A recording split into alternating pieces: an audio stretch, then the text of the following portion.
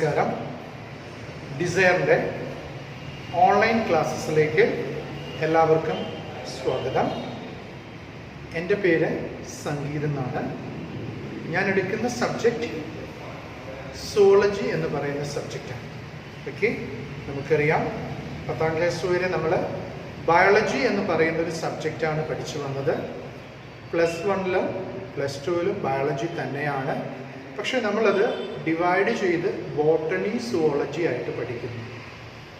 +1-ൻ്റെയും +2-ൻ്റെ എക്സാമിനേഷന് ഒരു പേപ്പറാണ് ബയോളജി. പക്ഷെ അതിൽ പാർട്ട് എ ബോട്ടണി 30 മാർക്സിനാണ്, പാർട്ട് ബി സുവോളജി 30 മാർക്സിനാണ്. അങ്ങനെ മൊത്തം തിയറി എക്സാം എഴുത്ത് പരീക്ഷ 60 മാർക്കിനും സിയുടെ മാർക്ക് 20 മാർക്കിനുമാണ്. അങ്ങനെ മൊത്തം 80 മാർക്കിനാണ് ഫസ്റ്റ് ഇയർ വരുന്നത്. അതുപോലെ നമുക്ക് ബയോളജിയിലെ ഫസ്റ്റ് ഇയറിൽ ഏകദേശം 22 ചാപ്റ്ററാണ് പഠിക്കുവാനുള്ളത്. Botany 11 ചാപ്റ്ററും zoology 11 ചാപ്റ്ററും. അങ്ങനെ മൊത്തം 22 ചാപ്റ്റേഴ്സാണ് ഫസ്റ്റ് ഇയറിൽ പഠിക്കുവാനുള്ളത്. അതിനെന്തെങ്കിലും കുറച്ച് ചിലപ്പോൾ നമുക്ക് ഈ ഇയറിൽ ചിലപ്പോൾ ഏതെങ്കിലും ചാപ്റ്റേഴ്സ് അത് അവസാനത്തിൽ നിന്നായിരിക്കും എന്ത് ചെയ്യുക, കുറച്ച് ചിലപ്പോൾ തരുന്നുണ്ടാവുക. അങ്ങനെ മൊത്തം 22 ചാപ്റ്റേഴ്സാണ് നമുക്ക് ഈ വർഷം ഡിസ്കസ് ചെയ്യാനുള്ളത്. അതിൽ സുവോളജി എന്ന് പറയുന്ന പോർഷനാണ്, അതിലെ പാർട്ടാണ് അതിലെ ഫസ്റ്റ് ചാപ്റ്ററാണ്. ആ ചാപ്റ്ററിൻ്റെ പേരാണ് ദ ലിവിങ് വേൾഡ് എന്ന് പറയുന്ന ചാപ്റ്ററാണ്. സുവോളജിയിലെ ഫസ്റ്റ് ചാപ്റ്ററാണ് ഞാനിപ്പോൾ നിങ്ങളുമായിട്ട് ഡീൽ ചെയ്തത്. അതിൻ്റെ പേര് ദ ലിവിങ് വേൾഡ് എന്ന് പറയുന്ന ചാപ്റ്ററാണ്.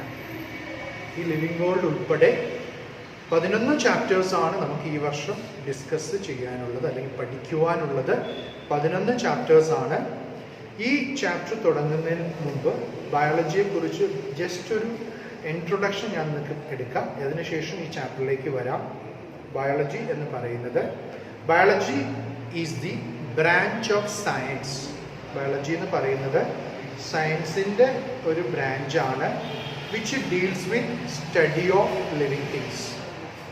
ജീവജാലങ്ങളെ കുറിച്ച് പഠിക്കുന്ന സയൻസിൻ്റെ ബ്രാഞ്ചിനെയാണ് നമ്മൾ ബയോളജി എന്നറിയപ്പെടുന്നത്.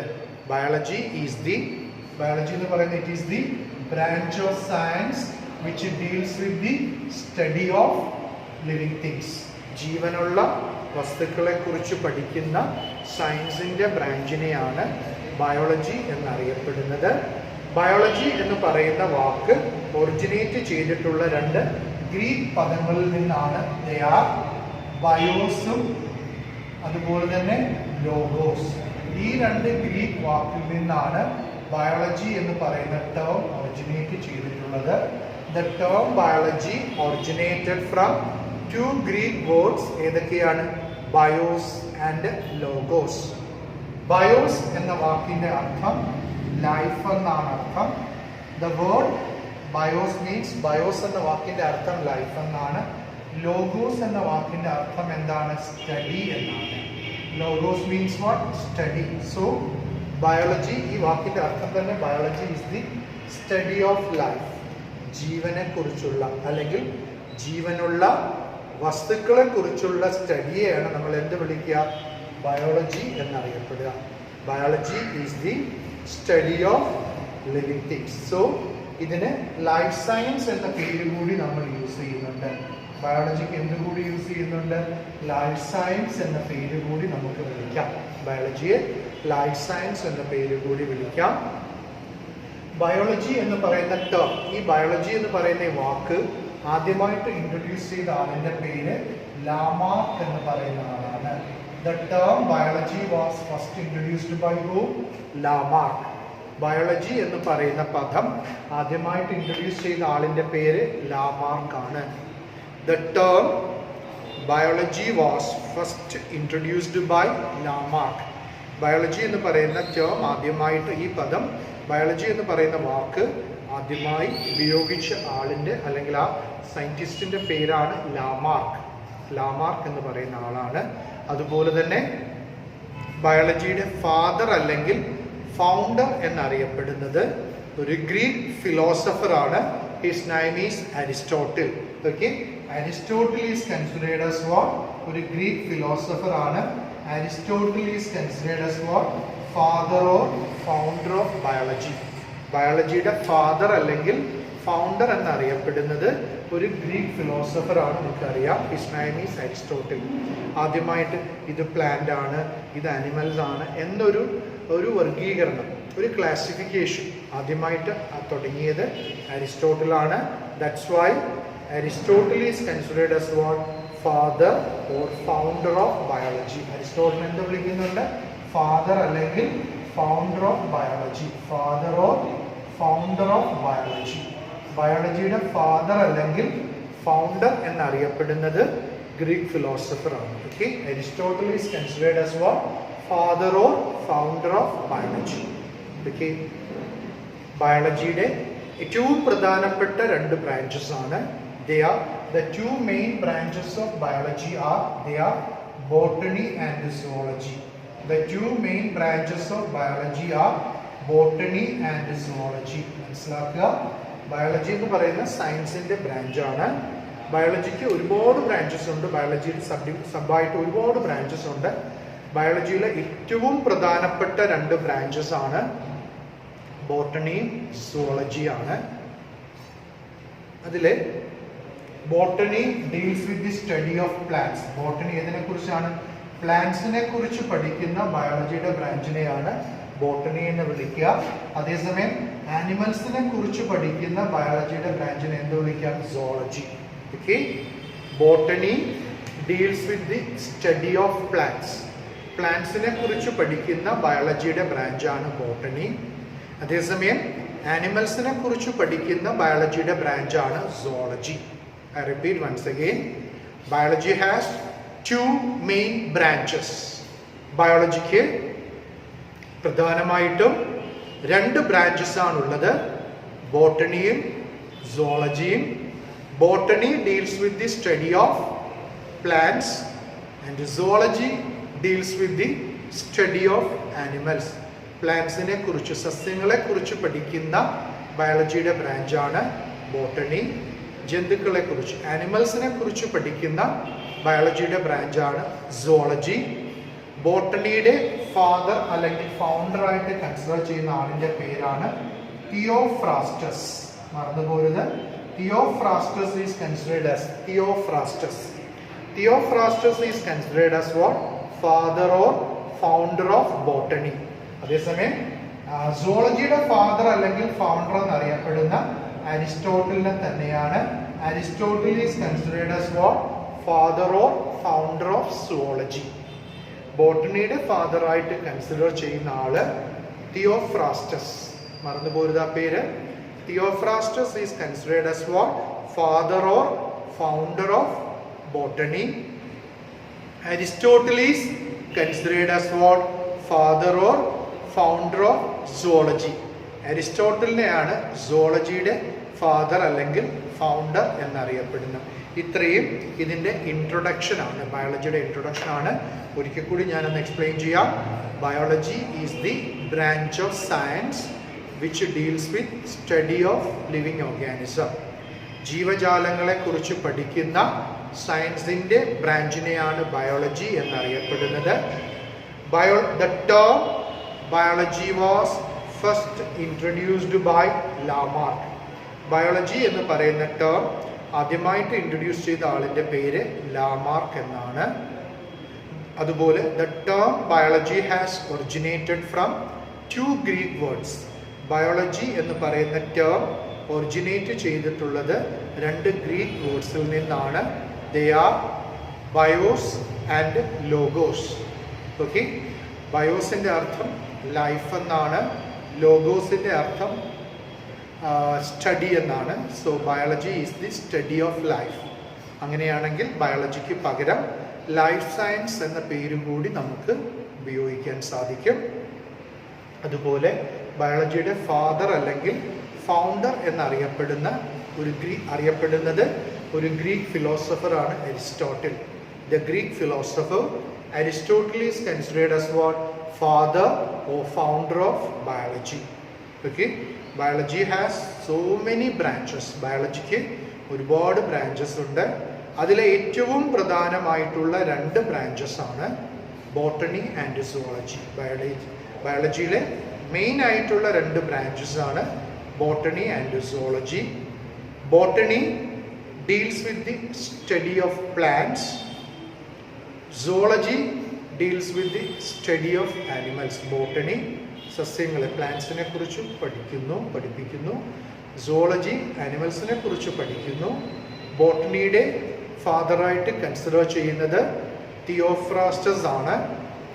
സുവോളജിയിലെ ഫാദറായിട്ട് കൺസിഡർ ചെയ്യുന്നത് അരിസ്റ്റോട്ടിലിനെ തന്നെയാണ്. ഇതാണ് ഈ ചാപ്റ്ററിൻ്റെ ഇൻട്രൊഡക്ഷൻ, ബയോളജിയുടെ ഇൻട്രൊഡക്ഷൻ. ഇനി നമുക്ക് ഈ ചാപ്റ്ററിലെ ഫസ്റ്റ് ടോപ്പിക്കിലേക്ക് പോകാം. ദ ലിവിങ് വേൾഡ് എന്ന് പറയുന്ന ചാപ്റ്ററിലെ ഫസ്റ്റ് ടോപ്പിക്കാണ് നമ്മൾ ഡിസ്കസ് ചെയ്യാൻ പോകുന്നത്. That is characteristics of living organism. അതായത് ലിവിങ് തിങ്സിനെയും നോൺ ലിവിങ് ഒബ്ജക്ട്സിനെയും തമ്മിൽ വേർതിരിക്കുന്ന പ്രധാനമായിട്ടുള്ള ഡിഫറൻസ് എന്ന് പറയുന്ന ലൈഫാണ്. ഓക്കെ, നമുക്ക് ഈ ലോകത്തിലുള്ള എല്ലാ വസ്തുക്കളെയും നമുക്ക് രണ്ടാക്കി ഗ്രൂപ്പ് ചെയ്യാം. They are living things and non living objects. Okay, അതിലെ life is the property that distinguish living things from non living objects. ലോകത്തിലുള്ള സകല വസ്തുക്കളെയും നമുക്ക് രണ്ട് ഗ്രൂപ്പാക്കി മാറ്റാം. ഏതൊക്കെയാണ് എന്ന് ചോദിച്ചാൽ ജീവൻ ഉള്ളവയും ജീവൻ ഇല്ലാത്തവയും. വസ്തുക്കളെ ജീവൻ ഉള്ളവയും ഇല്ലാത്തവയും ആക്കി മാറ്റുന്നതിൻ്റെ ഏതൊക്കെയാക്കി മാറ്റുന്ന പ്രധാനപ്പെട്ട ഘടകം ലൈഫാണ്. Life is the property that distinguish living things from non living object.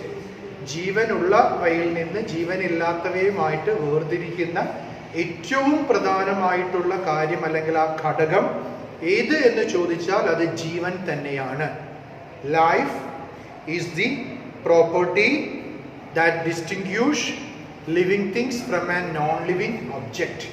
ജീവനില്ലാത്ത ഒരു വസ്തുവിൽ നിന്ന് ജീവനുള്ളൊരു വസ്തുവിനെ വേർതിരിച്ച് നിർത്തുന്ന ഏറ്റവും പ്രധാനമായിട്ടുള്ള ഘടകം ജീവനാണ്. നമ്മളിപ്പോൾ ആദ്യം ഡിസ്കസ് ചെയ്യുന്നത് the characteristics of living organism. Living ഓർഗാനിസത്തിൻ്റെ ക്യാരക്ടറിസ്റ്റിക്സ് അല്ലെങ്കിൽ പ്രോപ്പർട്ടീസ് ഓഫ് ലിവിങ് ഓർഗാനിസം ആണ്.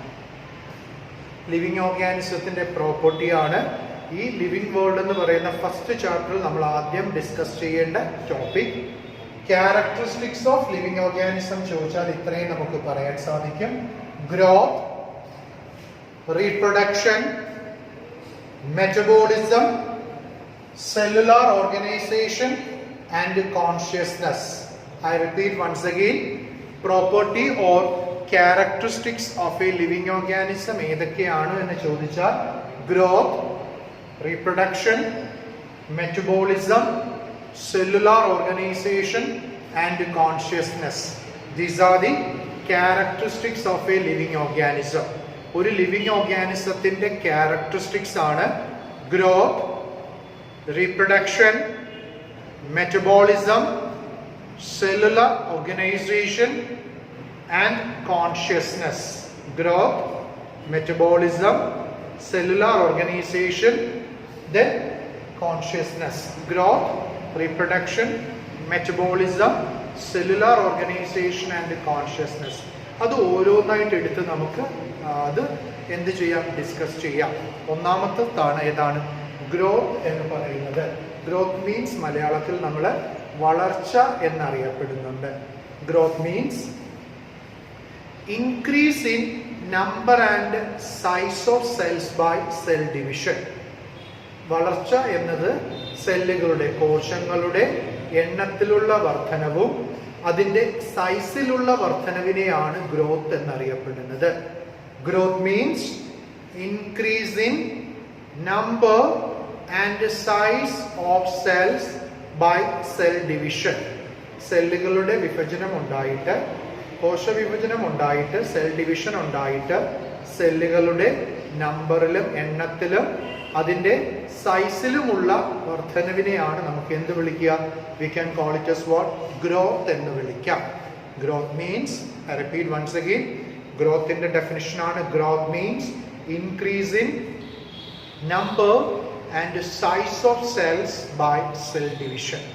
Okay, ഒരു പ്ലാന്റിന്റെ കേസ് എടുക്കുമ്പോൾ, in the case of a plant, ഒരു സസ്യത്തിന്റെ കേസ് എടുക്കുമ്പോൾ growth takes place throughout its life.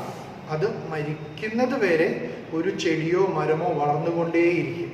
But in the case of animals, ഒരു ആനിമലിന്റെ കേസ് എടുക്കുമ്പോൾ growth is only up to a particular period or age. ഒരു അനിമലിനെ സംബന്ധിച്ച് ഒരു അനിമലിനെ സംബന്ധിച്ച് അതിൻ്റെ വളർച്ച എന്ന് പറയുന്നത് ഒരു പെർട്ടിക്കുലർ ഏജ് വരെ, ഒരു കൃത്യമായിട്ടുള്ള ഒരു ഏജ് വരെ മാത്രമേ അതിന് ഗ്രോത്ത് ഉള്ളൂ. മനുഷ്യനെ തന്നെ സംബന്ധിച്ച് നോക്കുക, ഒരു 20 വയസ്സ് വരെ മാത്രമേ നമുക്ക് വളർച്ച ഉണ്ടാകുന്നുള്ളൂ, എല്ലുകൾക്ക് നീളം വെക്കുന്നുള്ളൂ, ഹൈറ്റൊക്കെ വെക്കുന്നുള്ളൂ. അത് കഴിഞ്ഞിട്ട് വളർച്ചയില്ല. അത് മനസ്സിലാക്കുക. In plants growth takes place throughout its life span. പ്ലാന്റ്സിന് ഗ്രോത്ത് എന്ന് പറയുന്ന അതിൻ്റെ ലൈഫ് സ്പാൻ മൊത്തത്തിലുണ്ട്. But in animals growth is only up to a particular age. ആനിമൽസിന് ഗ്രോത്ത് എന്ന് പറയുന്നത് ഒരു പെർട്ടിക്കുലർ ഏജ് വരെ മാത്രമേ ഗ്രോത്ത് നടക്കുന്നുള്ളൂ. അത് കഴിഞ്ഞിട്ട് ഗ്രോത്ത് ഇല്ല. ഓക്കെ, ഗ്രോത്തിന് അപ്പോൾ നമുക്ക് എന്ത് ചെയ്യപ്പെടാം? ഗ്രോത്തിന് ഒരു ക്യാരക്ടർ ആണോ എന്ന് ചോദിച്ചാൽ, ഗ്രോത്ത് ഒരു ലൈഫിന്റെ, ലിവിങ് ഓർഗാനിസത്തിന്റെ ക്യാരക്ടർ ആണോ എന്ന് ചോദിച്ചാൽ ആണ്. അതേസമയം അത് ലൈഫ് ഡിഫൈനിങ് പ്രോപ്പർട്ടി, ലൈഫിനെ ഡിഫൈൻ ചെയ്യുന്ന പ്രോപ്പർട്ടി ആണോ എന്ന് ചോദിച്ചാൽ അല്ല. ഗ്രോത്തിന് നമുക്കൊരു ക്യാരക്ടർ ആണോ, ലൈഫിന്റെ ഒരു ക്യാരക്ടർ ആണോ എന്ന് ചോദിച്ചാൽ ആണ്. പക്ഷെ ലൈഫ് ഡിഫൈൻ ചെയ്യാവുന്ന, ലൈഫിനെ കുറിച്ച് ഡിഫൈൻ ചെയ്യാവുന്ന ഒരു പ്രോപ്പർട്ടി ആണോ എന്ന് ചോദിച്ചാൽ അല്ല. കാരണം എന്താണ്? ജീവനില്ലാത്ത വസ്തുക്കൾക്കും വളർച്ചയുണ്ടാവാം. ഉദാഹരണത്തിന് ഹിമാലയ മൗണ്ടൻ ഒരു വർഷത്തിൽ എത്രയോ സെന്റിമീറ്റർ വെച്ചാണ് വളരുന്നത്. അപ്പോൾ അതിന് വളർച്ചയുണ്ട്, പക്ഷെ അതൊരു ജീവനുള്ള വസ്തുവല്ല. അതുപോലെ തന്നെ മരുഭൂമിയിൽ കാറ്റടിക്കുന്ന സമയത്ത് അവിടെ മൺകൂനകൾ, സാൻഡ് ഡ്യൂൺസ് എന്നാണ് അറിയപ്പെടുന്നത്, മൺകൂനകൾ രൂപാന്തരപ്പെട്ടു. അപ്പോൾ അതൊരു ഗ്രോത്താണ്. പക്ഷേ ഈ മണ്ണെന്ന് പറയുന്ന, മൺകൂനകൾ എന്ന് പറയുന്ന ലിവിങ് തിങ് ആണോ? അല്ല. അപ്പോൾ growth can be consider only as a character but not a defining property of life. Growth എന്ന് പറയുന്ന ഒരു ക്യാരക്ടർ മാത്രമാണ്, ലൈഫിനെ ഡിഫൈൻ ചെയ്യാവുന്ന പ്രോപ്പർട്ടി ആണോ എന്ന് ചോദിച്ചാൽ അല്ല. Because non living object can also grow. ജീവനില്ലാത്ത വസ്തുക്കൾക്ക് വളർച്ചയുണ്ടാകുന്നുണ്ട്. ലൈക്ക് മൗണ്ടൻസ്, സാൻഡ് ഡ്യൂൺസ്, ഇതൊക്കെ ജീവനില്ലാത്ത വസ്തുക്കളാണ്, പക്ഷെ അവയ്ക്കും എന്തുണ്ടാകുന്നുണ്ട്? വളർച്ച ഉണ്ടാകുന്നുണ്ട്. So growth is only a character മാത്രമാണ്, ലൈഫിനെ ഡിഫൈൻ ചെയ്യാവുന്ന പ്രോപ്പർട്ടി ആണോ എന്ന് ചോദിച്ചാൽ അല്ല. ഓക്കെ, ക്ലിയർ ആണല്ലോ? അത് ഇതാണ് ഗ്രോത്ത്. ഗ്രോത്ത് എന്ന് വെച്ചാൽ cell increasing the number and size of cells by cell division. Cell ഡിവിഷനിലൂടെ സെല്ലിൻ്റെ നമ്പറിലും സൈസിലും ഉണ്ടാകുന്ന ഇൻക്രീസ് ആണ്. പ്ലാന്റ്സിനെ സംബന്ധിച്ച് ഗ്രോത്ത് എന്ന് പറയുന്ന ത്രൂ ഔട്ട് ഇറ്റ്സ് ലൈഫാണ്. ജീവിത അവസാനം വരെ, ജീവിത അന്ത്യം വരെ ചെടികൾക്ക് വളർച്ചയുണ്ട്. ആനിമൽസിനെ സംബന്ധിച്ച് ഗ്രോത്ത് എന്ന് പറയുന്നത് ഒരു നിശ്ചിത പ്രായത്തിലേക്ക് മാത്രമേ, നിശ്ചിത ഏജിൽ മാത്രമേ ഗ്രോത്ത് ഉള്ളൂ. അത് കഴിഞ്ഞിട്ട് പിന്നെ ഗ്രോത്ത് ഇല്ല. ഗ്രോത്തിന് നമുക്കൊരു ക്യാരക്ടറായിട്ട് മാത്രമേ കൺസിഡർ ചെയ്യാൻ പറ്റൂ. ലൈഫിനെ ഡിഫൈൻ ചെയ്യാവുന്ന പ്രോപ്പർട്ടി ആണോ എന്ന് ചോദിച്ചാൽ അല്ല. കാരണം non living objects can also grow. ജീവനില്ലാത്ത വസ്തുക്കൾക്കും വളർച്ചയുണ്ടാവാം. ലൈക്ക് മൗണ്ടൻസ്, സാൻഡ് ഡ്യൂൺസ്, അതിനൊക്കെ ജീവനില്ലാത്ത വസ്തുക്കളാണ്, വളർച്ച ഉണ്ടാകുന്നുണ്ട്. അതുപോലെ എൻ്റെ രണ്ടാമത്തെ പ്രോപ്പർട്ടിയാണ് ക്യാരക്ടറിസ്റ്റിക്സ് ഓഫ് ലിവിങ് തിങ്സ് ആണ് റീപ്രൊഡക്ഷൻ. Reproduction means what? മലയാളത്തിൽ പ്രത്യുൽപാദനം എന്നറിയപ്പെടുന്നുണ്ട്. It is the ability of living organism to produce its own kind. സ്വന്തം കൈൻഡിനെ സൃഷ്ടിക്കാനുള്ള ഏതൊരു ജീവജാലത്തിൻ്റെയും കപ്പാസിറ്റിയാണ് നമ്മൾ എന്ത് വിളിക്കുക? റീപ്രൊഡക്ഷൻ. Reproduction means what? പ്രത്യുൽപാദനം എന്ന് പറയും. Ability of living organism to produce its own kind. Reproduction means ability of living organism to produce its own kind. സ്വന്തം കൈൻഡിനെ സൃഷ്ടിക്കാനുള്ള ലിവിങ് ഓർഗാനിസത്തിൻ്റെ കപ്പാസിറ്റിയാണ് നമ്മൾ എന്ത് വിളിക്കുക? It's known as what? Reproduction. നമുക്കറിയാം പ്രത്യുൽപാദനം, റീപ്രൊഡക്ഷൻ രണ്ട് ടൈപ്പ് ഉണ്ട്. Sexual as well as asexual. സെക്ഷുവലും ഉണ്ട്, സെക്ഷുവലും ഉണ്ട്.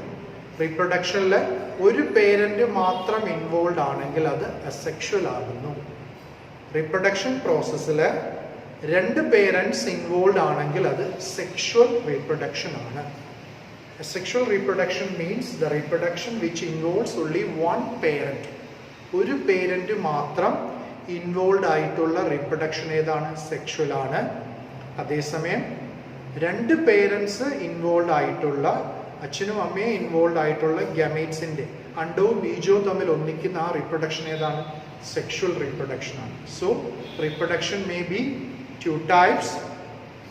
They are sexual as well as what? Sexual reproduction. Sexual reproduction ഉണ്ട്, അതുപോലെ തന്നെ ഏതുമുണ്ട്? അസെക്ഷുവൽ റീപ്രൊഡക്ഷനും ഉണ്ട്. രണ്ട് തരം റീപ്രൊഡക്ഷൻ ആണുള്ളത്. റീപ്രൊഡക്ഷനും എന്ത് തന്നെയാണ്? അതും ഒരു ക്യാരക്ടറിസ്റ്റിക് ആണോ എന്ന് ചോദിച്ചാലാണ്. ഓക്കെ, ലൈഫിന്റെ ക്യാരക്ടർ ആണോ എന്ന് ചോദിച്ചാലാണ്. പക്ഷേ ലൈഫിനെ ഡിഫൈൻ ചെയ്യാവുന്ന പ്രോപ്പർട്ടി ആണോ എന്ന് ചോദിച്ചാൽ അതും അല്ല.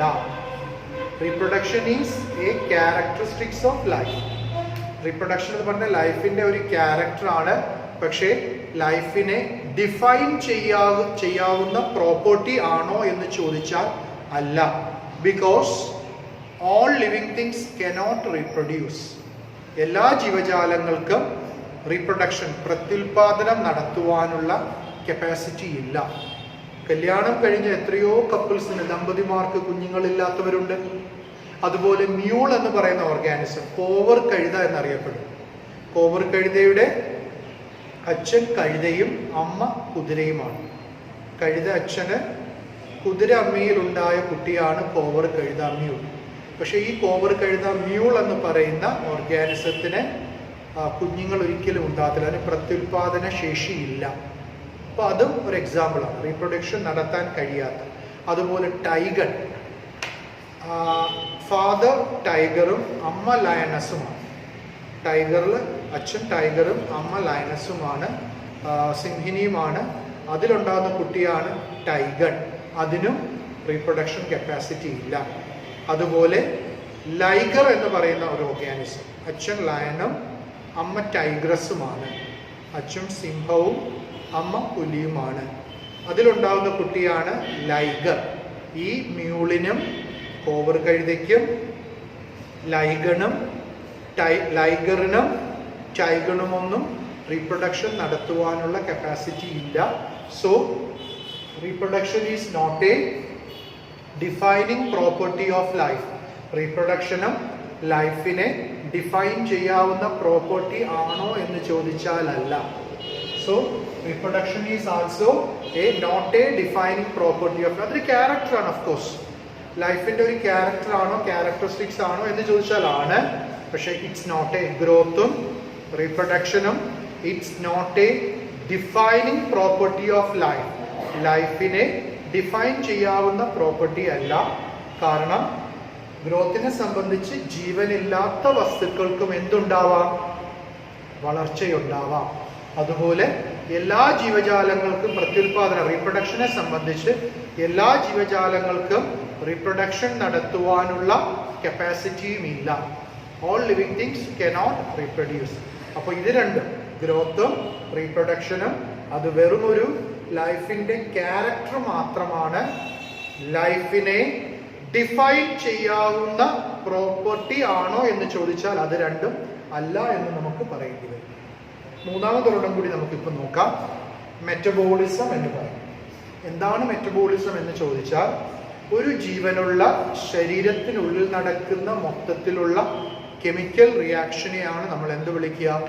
മെറ്റബോളിസം. ഒരു ജീവനുള്ള ശരീരത്തിനുള്ളിൽ നടക്കുന്ന മൊത്തത്തിലുള്ള കെമിക്കൽ റിയാക്ഷൻസിനെയാണ് മെറ്റബോളിസം എന്നറിയപ്പെടുന്നത്. Metabolism is sum total of all biochemical reactions taking place in a living system. ഒരു ലിവിങ് സിസ്റ്റത്തിൽ മൊത്തത്തിൽ നടക്കുന്ന ബയോകെമിക്കൽ റിയാക്ഷൻസിനെയാണ് നമ്മൾ മെറ്റബോളിസം എന്ന് പറയുന്നത്. Metabolism means sum total of all biochemical reactions taking place in a living system. Metabolism means sum total of all biochemical reactions taking place in a living system. ഒരു living സിസ്റ്റത്തിൽ നടക്കുന്ന മൊത്തത്തിലുള്ള biochemical റിയാക്ഷൻസിനെയാണ് metabolism. അതിൽ തന്നെ രണ്ട് process ഉണ്ട്. ഇപ്പോൾ photosynthesis, പ്രകാശ സംശ്ലേഷണം എന്ന് പറയുന്നത് അതൊരു ബിൽഡിംഗ് അപ്പ് പ്രോസസ്സാണ്. അതിനെ ആനബോളിക് പ്രോസസ്സ് എന്ന് വിളിക്കാം. ബിൽഡിംഗ് അപ്പ് ആണെങ്കിൽ ഫോട്ടോസിന്തസിസിൽ ഉണ്ടാക്കിയെടുക്കുന്ന പ്രോസസ്സാണ്, അതിനെ ആനബോളിസം എന്ന് വിളിക്കാം. അതേസമയം റെസ്പിറേഷൻ, നമ്മൾ എനർജി പ്രൊഡ്യൂസ് ചെയ്യുന്ന റെസ്പിറേഷൻ, ഉപാപചയം എന്നൊക്കെ പറയുന്നത്, ഓക്കെ, റെസ്പിറേഷൻ ആകുമ്പോൾ അതെന്താണ്, അതൊരു ബ്രേക്കിംഗ് ഡൗൺ പ്രോസസ്സാണ്. അപ്പോൾ രണ്ട് തരം മെറ്റബോളിക് പ്രോസസ്സ് ഉണ്ട്. അനബോളിക് പ്രോസസ്സും ഉണ്ട്, കാറ്റബോളിസവും ഉണ്ട്. അനബോളിസവും കാറ്റബോളിസവും. അപ്പോൾ ഈ മെറ്റബോളിസം എന്ന് പറയുന്നത് ജീവനുള്ള വസ്തുക്കളിൽ മാത്രമേ നടക്കുന്നുള്ളൂ. ഫോർ എക്സാമ്പിൾ, ഈ ഒരു പെന്നിൽ ഒരു മെറ്റബോളിക് ആക്ടിവിറ്റിയും ഇല്ല. So metabolism can consider character as well as defining property of life. അപ്പോൾ മെറ്റബോളിസം ഒരു ക്യാരക്ടറുമാണ്, അതുപോലെ തന്നെ ലൈഫിനെ ഡിഫൈൻ ചെയ്യാവുന്ന പ്രോപ്പർട്ടിയുമാണ് ഏതാണ്, metabolism. I repeat once again, metabolism means what? Sum total of all biochemical reactions taking place in a living system. ഒരു living സിസ്റ്റത്തിൽ നടക്കുന്ന മൊത്തത്തിലുള്ള ബയോകെമിക്കൽ റിയാക്ഷൻസിനെയാണ് നമ്മൾ എന്ത് വിളിക്കുക, metabolism. It is A character, അതൊരു ക്യാരക്ടറാണ്, അതുപോലെ തന്നെ ലൈഫിനെ ഡിഫൈൻ ചെയ്യാവുന്ന പ്രോപ്പർട്ടിയാണ്. ഗ്രോത്തും റീപ്രൊഡക്ഷനും ക്യാരക്ടർ മാത്രമായിരുന്നു, ലൈഫിനെ ഡിഫൈൻ ചെയ്യാവുന്ന പ്രോപ്പർട്ടി അല്ല. ബട്ട് മെറ്റബോളിസം എന്ന് പറയുന്നത് it's A character as well as defining property of life. Okay, metabolism എന്താണെന്ന് മനസ്സിലായല്ലോ. മെറ്റബോളിസം മീൻസ് സം, SUM ആണ് മൊത്തത്തിലുള്ള, sum total of biochemical reactions taking place in A living system. ഒരു living സിസ്റ്റത്തിൽ മൊത്തത്തിൽ നടക്കുന്ന ബയോകെമിക്കൽ റിയാക്ഷൻസ് ആണ്. ഇനി നമുക്ക് രണ്ട് പോയിന്റ് കൂടിയുണ്ട്, സെല്ലുലാർ ഓർഗനൈസേഷനും അതുപോലെ കോൺഷ്യസ്നെസ്സും. അത് നമുക്ക് നെക്സ്റ്റ് ക്ലാസ്സിൽ ഡിസ്കസ് ചെയ്യാം. അപ്പോൾ ഈ ടോപ്പിക്കിൻ്റെ പകുതിയായി നിൽക്കുകയാണ്. നമ്മളിന് രണ്ട് പോയിന്റ്സും കൂടി ഇതിൽ ഡിസ്കസ് ചെയ്യാനുണ്ട്. സെല്ലുലാർ ഓർഗനൈസേഷനും അതുപോലെ തന്നെ മെറ്റബോളിസവും. അത് നമുക്ക് we can discuss in the next class. അപ്പോൾ ഇത്രയും കാര്യങ്ങൾ മനസ്സിലായി എന്ന് വിശ്വസിക്കുന്നു. Okay, thank you so much.